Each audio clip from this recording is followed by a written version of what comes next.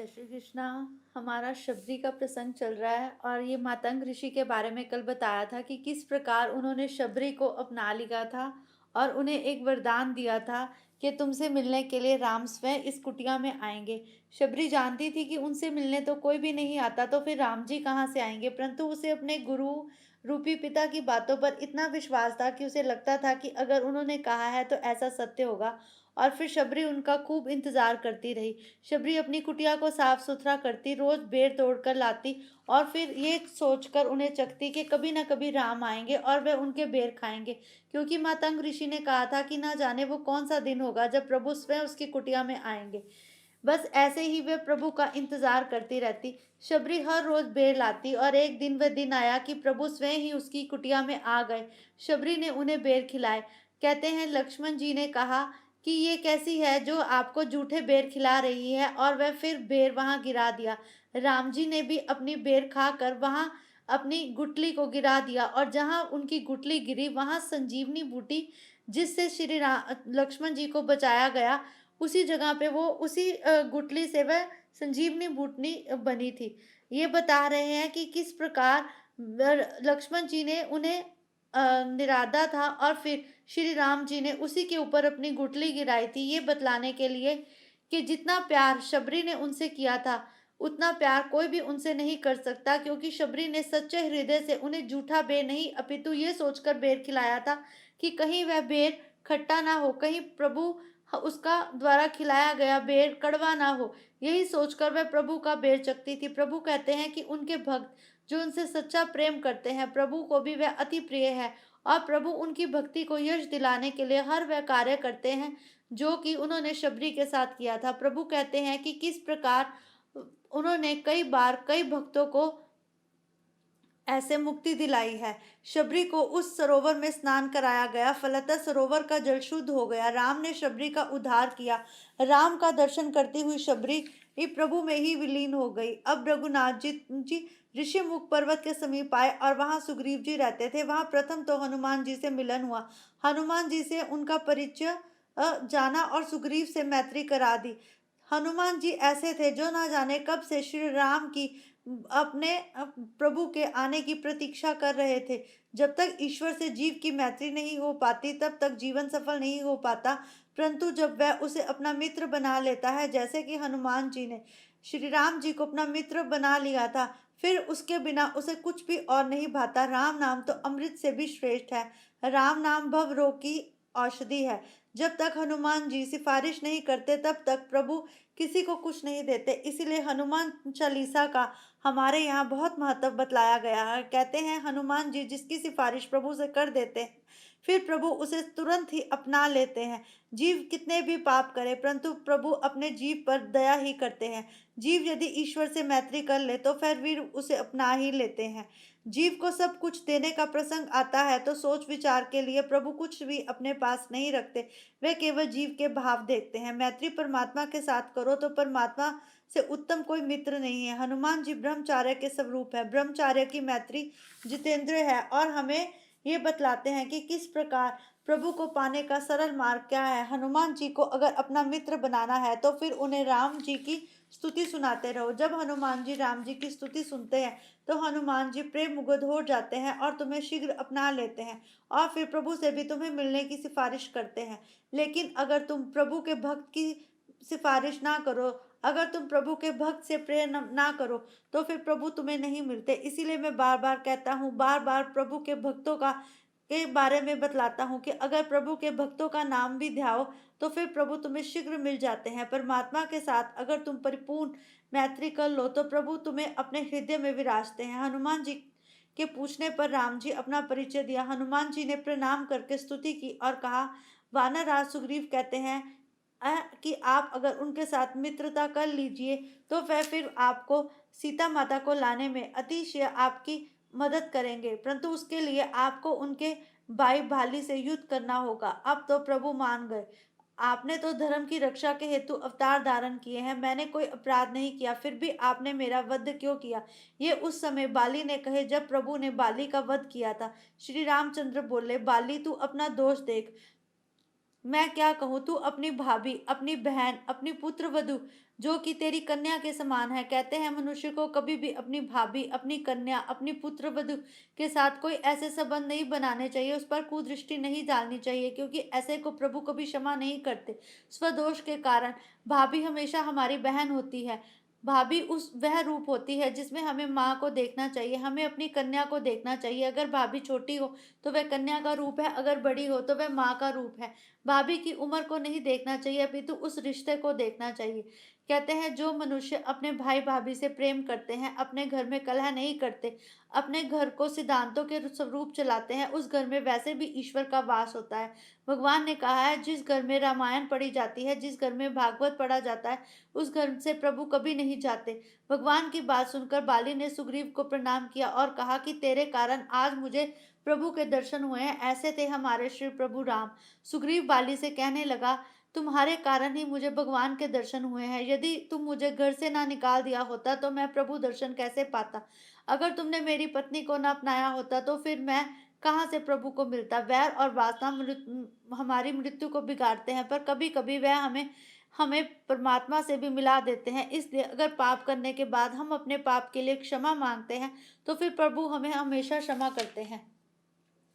बाली की कथा, सुग्रीव की कथा, हनुमान की कथा, ये सब ऐसी कथाएं हैं, शबरी की कथा, जो कि बहुत विस्तार पूर्वक कही जाने वाली हैं, परंतु क्योंकि इसमें श्री कृष्ण के बारे में ही ज़्यादा बतलाया गया है, इसलिए मैं ये सारे प्रसंग कुछ ही पदों में समाप्त कर देता हूँ, क्योंकि मैं ये चाहता हूँ कि हम जल्दी से जल्दी श्री कृष्ण से मिले। श्री कृष्ण ने अर्जुन को युद्ध भूमि में 6 शास्त्रों का सार 1 घंटे में सुनाया था, तो फिर मैं इस कथा को क्यों ना तुम्हें छोटा छोटा करके जल्दी से सुना दूं। मैं जानता हूँ कि बाली की कथा बहुत विस्तार पूर्वक है, हनुमान जी की कथा बहुत विस्तार पूर्वक है। हनुमान जी के बारे में तो वैसे भी इस कथा में बार बार बात की जाती है, क्योंकि वे श्री कृष्ण के साथ युद्ध में भी कृष्ण के रथ पर विराजते थे। भगवान राम प्रवर्ण पर्वत पर पधारे, हनुमान जी अपनी वानर सेना के साथ आए। राम जी ने अपनी मुद्रिका हनुमान जी को देते हुए कहा कि सीता जी को दे देना, विरह तथा बल की सारी बातें सुनाना, वह तुरंत लौट आना। हनुमान जी ने वानर सेना के साथ दक्षिण की ओर प्रयाण किया। वे जामावत के पास आए। यहाँ संपाति ने उन्हें समाचार दिया कि सीता को अशोक वन में रखा गया है। समुद्र को पार करना कठिन था। राम नाम और संयम के बल के बिना समुद्र पार नहीं किया जा सकता। जामवत, धीरज रखो, यदि लंका को डुबो दोगे तो सीता जी भी डूब जाएंगी। तब हनुमान जी ने उड़ान भरी और उड़ते हुए समुद्र पार करने लगे। मार्ग में सुरसा ने अवरोध करने का प्रयत्न किया, हनुमान जी ने उनका नाश किया। हनुमान जी लंका आ पहुंचे। सायकाल का समय था, लंका दर्शन करने लगे। वहां वैभव अलौकिक है। मध्यरात्रि के समय लंका में प्रवेश करने जा रहे थे कि लंकनी ने रुकावट की तो उन्होंने उसे मार दिया। मरते हुए लंकनी ने कहा, ज्योतिष ने कहा कि तुझे कोई मारे तब समझ लेना कि रावण की भी मृत्यु होने वाली है। हनुमान जी लंकनी ने ये कहा था कि लंका में घूमते समय राम जी को हमेशा अपने हृदय में रखना। शायद राक्षसियों के व्यवहार को देखकर मन विकारी हो जाए। मानव समाज में बस कर मानव बनना आसान नहीं है। एकांत में बैठकर ब्रह्म चिंतन करना आसान नहीं है। अपने एकांत में बैठकर प्रभु को स्मरण करना इतना आसान नहीं है। हनुमान जी को कौन से उपदेश दे सकता है, वह तो सकल विद्या के आचार्य हैं। फिर भी लंकनी के वचन उपेक्षणीय हैं। हनुमान जी को लगा, मैंने आंख से ये दृश्य देखा नहीं। आग से चाहे कैसे भी हो, परंतु एक बात है कि ईश्वर कभी भी अपने भक्त को निराश नहीं करते। हनुमान जी की पूंछ बढ़ती ही गई। हनुमान जी साक्षात शिव जी का अवतार थे। पार्वती जी भी अवतार लेने का आग्रह करने लगी तो शिव जी ने कहा, मुझे ब्रह्मचारी रहना है, इसलिए इस जन्म में तुम अवतार में मेरे साथ नहीं चल सकती। हनुमान जी की पूंछ बढ़ती गई। रावण की बहुत फजीहत हुई। हनुमान जी ने सारी रात सूक्ष्म रीति से भ्रमण किया, किंतु सीता जी कहीं भी दिखाई नहीं देती थी। प्रातः काल से विभीषण के आवास में प्रविष्ट हुए। वहां उन्होंने देखा कि किस प्रकार वहां राम नाम का उच्चारण हो रहा है। उन्होंने ये देखा कि लंका में राम नाम का कौन न ऐसा है जो राम नाम का इतना प्रचार कर रहा है। तब उन्होंने कहा कि इसी की शरण में जाना चाहिए, यही मुझे सब बतलाएंगे। इसीलिए कहते हैं कि जो हमारे घर का बेदी होता है वही कई बार लंका को ढहा देता है, जिस प्रकार विभीषण ने ढाई थी। परंतु एक बात अवश्य याद रखना, अगर तुम प्रभु के सच्चे भक्त हो तो फिर तुम्हें पापी का साथ छोड़ देना चाहिए। यही बात विभीषण के बारे में सही है। कहते हैं कि जितना मर्जी तुम बुरा कर लो, लेकिन जब तुम प्रभु की शरण में चले जाते हो तो फिर प्रभु तुम्हें अपना लेते हैं। हनुमान जी अशोक वन में आए, वहां सीता जी समाधि अवस्था में बैठी थी, राम राम का जाप कर रही थी। अब तो वह समझ गए कि यही सीता माता है। उन्होंने प्रभु की मुद्रिका उन्हें दे दी। सीता जी ने कहा, प्रभु तू भाई तू कौन है? क्योंकि उन्हें पता था कि लंका में बार बार माया होती है और रावण माया में बहुत गरूड़ है। हनुमान जी ने सामने आकर माता को प्रणाम किया और फिर प्रभु की मुद्रिका उन्हें दिखाकर ये विश्वास दिलाया कि वह प्रभु के ही दूत है। माता जी को उन्होंने कहा, मुझे बहुत भूख लगी है, परंतु क्या करूं? सीता जी ने कहा, नीचे हुए गिरे हुए फल ही खाना, यहाँ फल तोड़ने की मनाही है। संत जो भोजन करते समय चालू रखते हैं, एक बात याद रखो कि अन्न की निंदा पाप है। हनुमान जी ने दिव्य वानर का रूप धारण कर लिया, पूंछ को उसका काम करने की आज्ञा दी। पूंछ ने बहुतों को मारा, कई राक्षसों का संहार किया। हनुमान जी ने ब्रह्म शास्त्र का सम्मान किया। इंद्रजीत हनुमान जी को बांध कर राज्यसभा में ले आया। रावण ने हनुमान जी से कहा, ए बंदर तू कहाँ से आया है? तब उन्होंने बतलाया कि तूने पराई स्त्री को, सीता माता को बंदी बनाया है।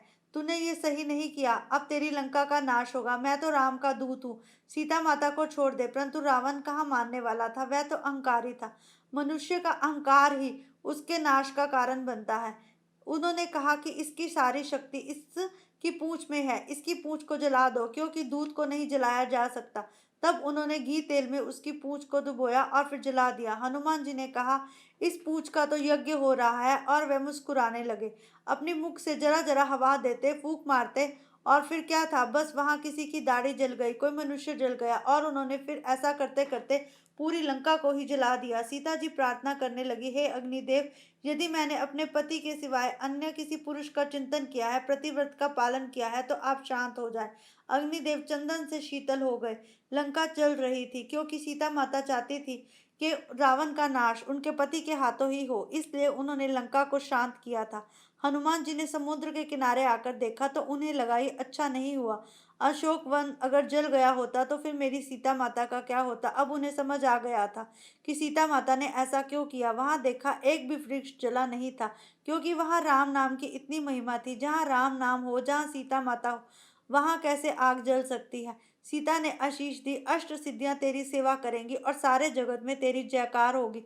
तूने मेरे प्रभु के लिए जो किया है, मुझे बहुत संतोष है। अब तू जा और जाकर उन्हें मेरा समाचार दे। अब तो उन्होंने कहा कि हनुमान तू मेरा सच्चा पुत्र है और तू जा।